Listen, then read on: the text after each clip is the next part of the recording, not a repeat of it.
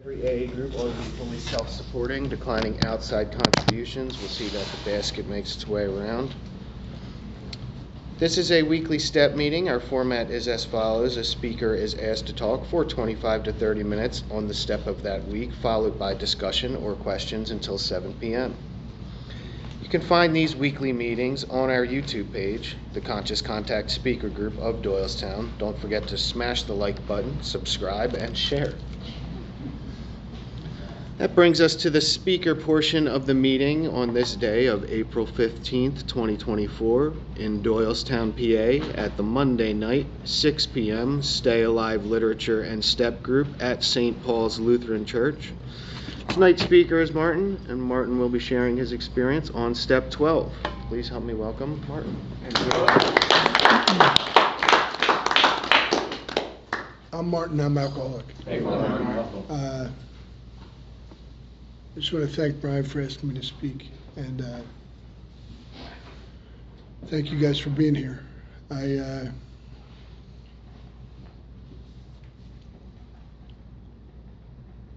thought about it today, about the 12th step, and like it says in our preamble that we don't drink and we help somebody else to not drink. And to me, that's what Alcoholics Anonymous is. It's one person helping another person to not drink for one day, and I have to say that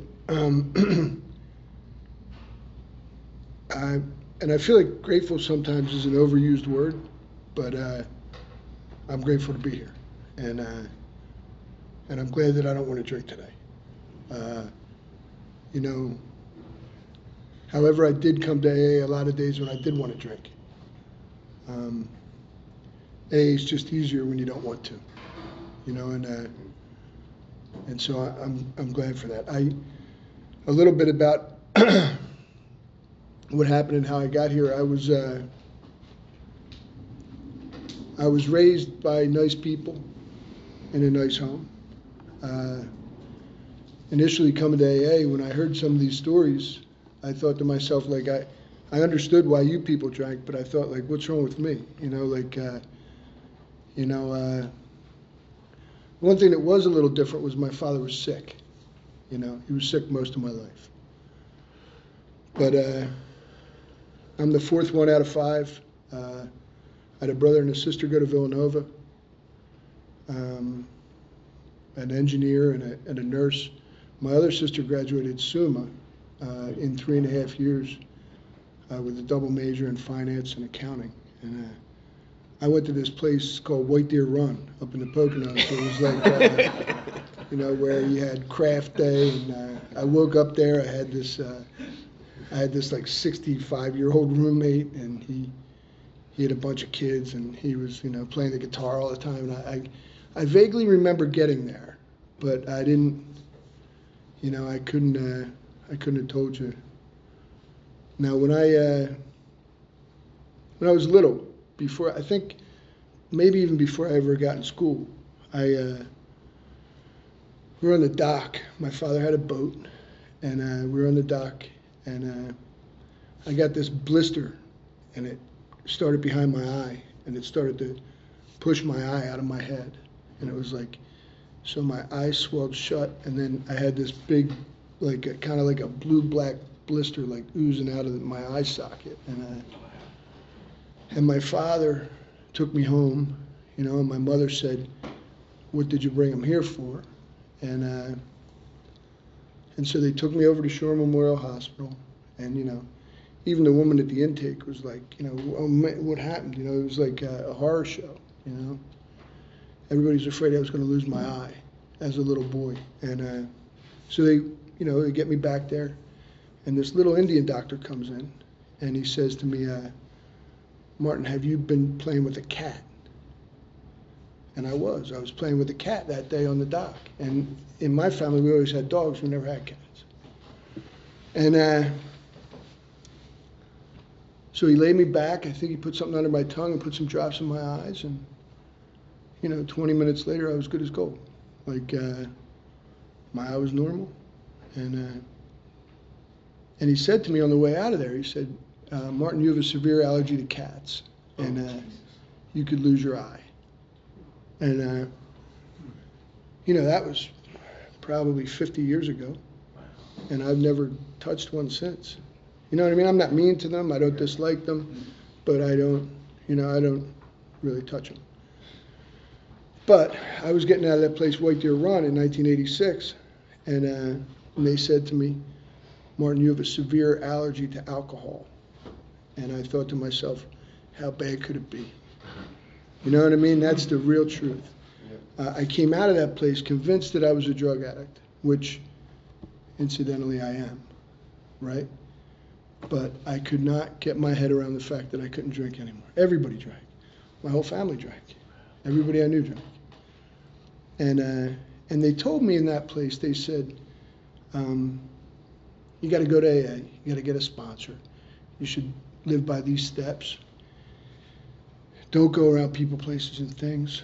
They told me a handful of things that, in hindsight, it was all, it was well-intentioned and it was good advice.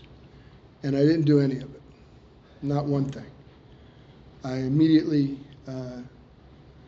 right back with the old boys, all the same garbage. And prior to that, I should say, I was a mess. I was always a mess. I was arrested the first time I was 10. The one guy, we were all drinking, and the one guy had a bad heart. He almost died. And they said, they dragged him out of the woods. They said, what happened? I said, maybe he ate some berries off a tree. You know what I mean? So the drinking and taking drugs and lying was, it was just something that it always was. And so fresh out of that place, I don't think I lasted 90 days, to tell you the truth. But I don't know. Sometimes I'm jealous of people's command of dates in AA. I don't have it. I just don't. I do remember this. I was on this Greek weekend. Everybody was going skiing. And it was one of these deals where you get an armband and it was all you could drink. And I remember drinking a shot of mezcal tequila and thinking well, that wasn't so bad, was it? I didn't, and that was 1986. I had my last drink on January the 7th of 1990. So,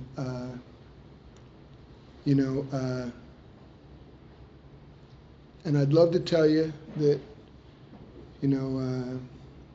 I was a mess prior, but I was worse after I knew it was wrong with me. And I've done every boneheaded, rotten thing that anybody could do. My issue is that when I start to drink, I lose all better judgment. And when I start to drink, I start to take drugs too. And so,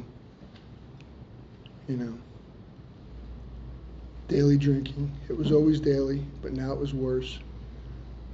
I went into that rehab in '86. I was 145 pounds, strung out, paper white. I had been at the beach for the summer, and I was the color of that shirt. I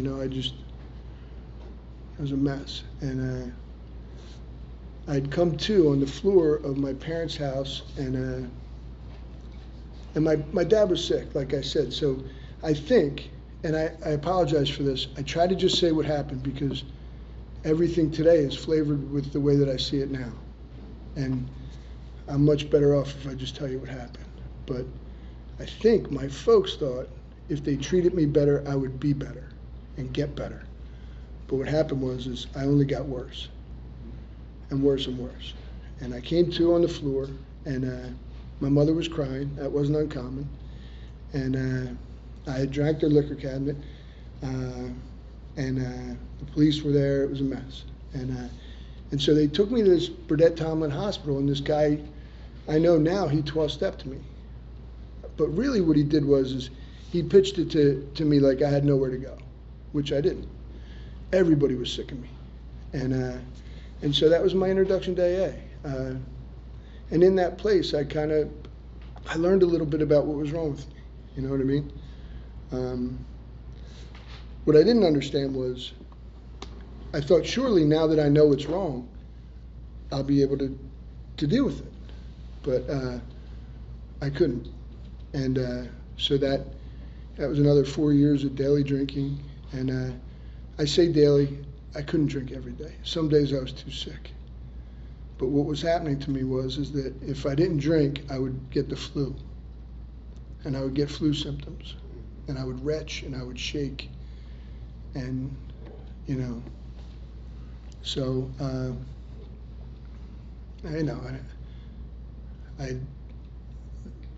the second time I was arrested for drunk driving, I thought like that would never happen again. The third time I was arrested for drunk driving, the only way I can describe it is shock. I couldn't believe it. Like, because I think I could have passed the polygraph after the second. Of course I wasn't going to do that. Who would do that? I didn't, you know what I mean? Like, but it happened. I've been arrested for aggravated assault and battery and all sorts of dumb things. You know what I mean? I woke up with a tattoo. It was upside down. I've fallen 2 stories naked in a scuba mask. All kinds of dumb shit. Some of it funny. Some of it just not funny. And I hurt 2 women one time I was driving a truck and I hadn't slept for a few days. And I creamed them. They were at a dead stop. I also hit a woman. I was driving an F-350 dump truck, and she was pregnant with 2 kids in the car, and I had been drinking for, I don't know, the better part of 2 days. So, and I say that because I told my story once at an anniversary over at Pebble Hill, and I don't know, but I was revved up, probably too much coffee. Everybody's laughing. I was telling all the stupid stories. And this guy came up to me afterwards and he said to me, hey, you're really funny. I said, oh, thanks, Phil. He said, I wonder how funny that story would be if your mother told it.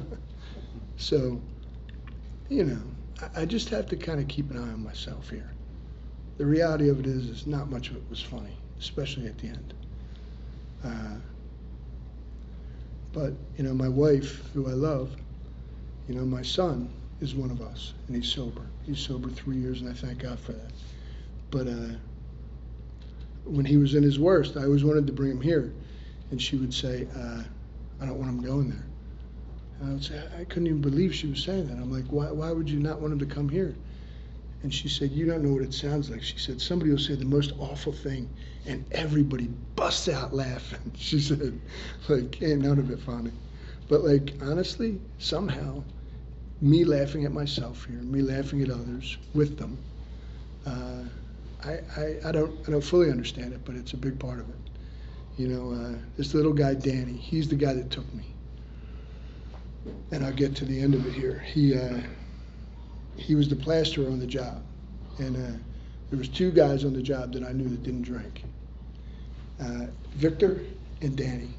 And Danny was a plasterer, Victor was a stonemason. And, you know,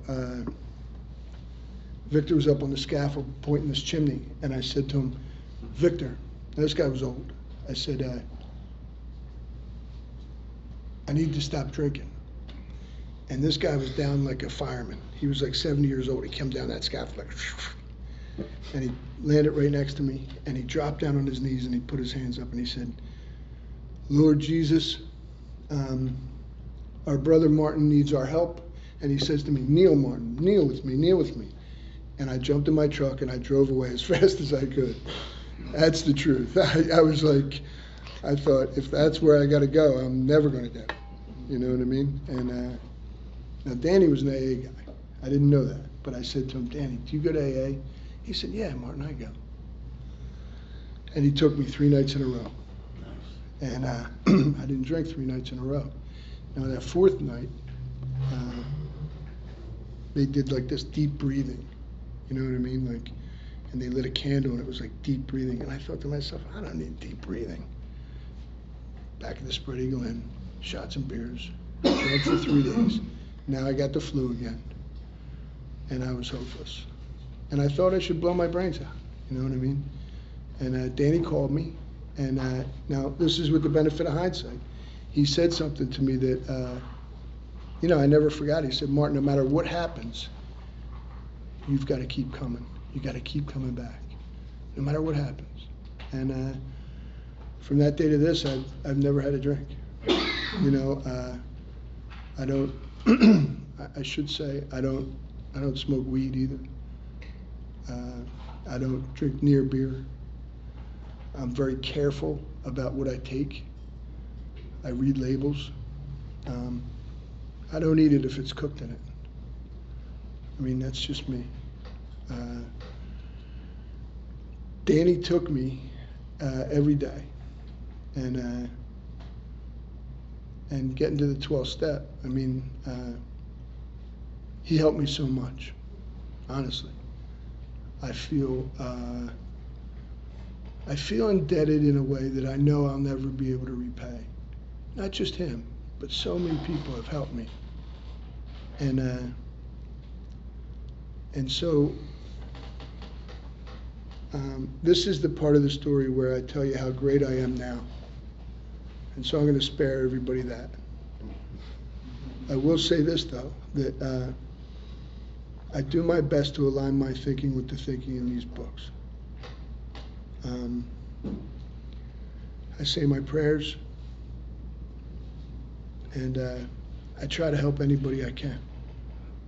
And I do that simply because I owe. That's all there is to it. I mean, those guys helped me so much. The truth of it was, when I got here, I was suicidal. I didn't know why I drank until I stopped, you know? And so I was 60 days sober, and I went and I bought a 9mm pistol. I've never owned a handgun before in my life. And I was truly hopeless. And the people in Alcoholics Anonymous, they helped me in a way that it's hard for me to describe. You know what I mean? And for me, the steps were present from the very first day that I got here.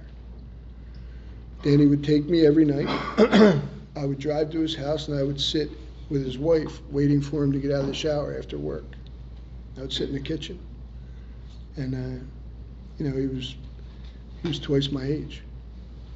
He just died. And, you know, I went and saw him 2 days before he died in the nursing home. And then we went to his funeral.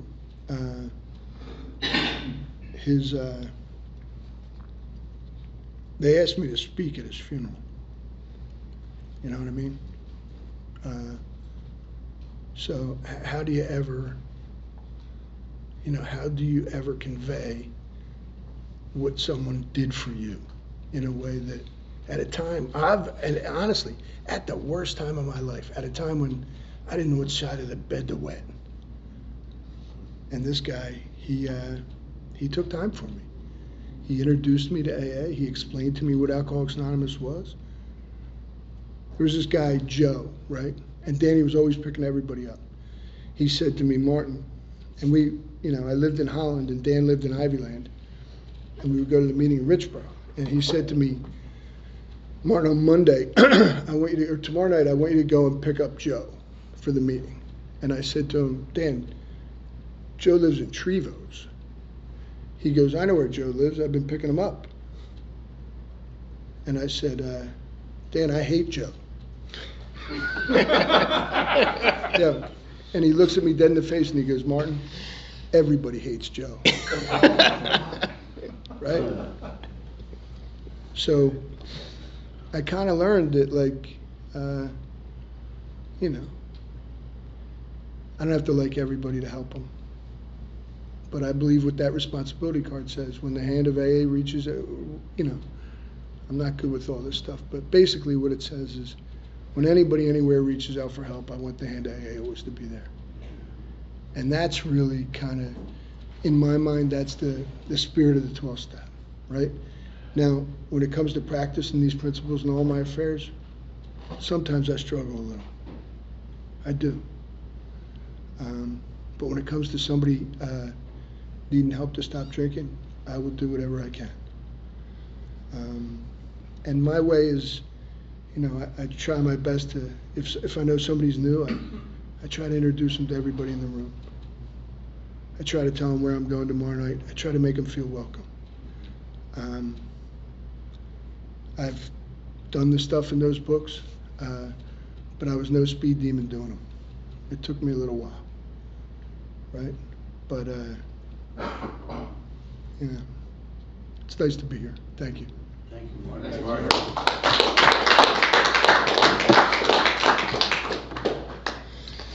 Okay, thank you very much, Martin. At this time, we'll open up the meeting for sharing. Please limit your sharing to 3 minutes. Please keep your shares related to the step. If you feel like drinking, or if you've had a drink today, please see me or speak to someone after the meeting. We ask that you please refrain from the use of profanity, as we are in a church and on a spiritual journey. And with that, I open up the meeting to you guys.